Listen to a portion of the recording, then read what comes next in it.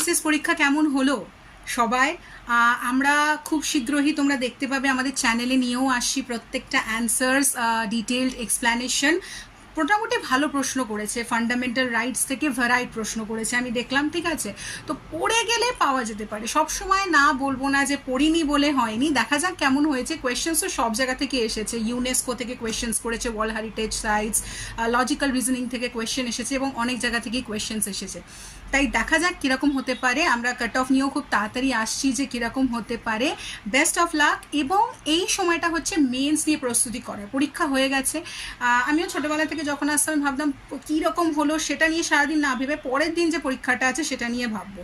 তাই কম্পিটিটিভ এক্সামিনেশনেও আমার মনে হয় এইভাবে করা উচিত। এরপর যে এক্সামিনেশনসগুলো আছে, কিন্তু আমরা অনেকগুলো কম্পিটিটিভ এক্সামস দিয়ে থাকি, এক্সামস দিয়ে থাকি, তাই জন্য জিকে, জেনারেল স্টাডিজ, হিস্ট্রি আবার আরও করে বেশি করে পড়বো। কে বলতে পারে মেন্সের নামটা তো চলেই আসতে পারে।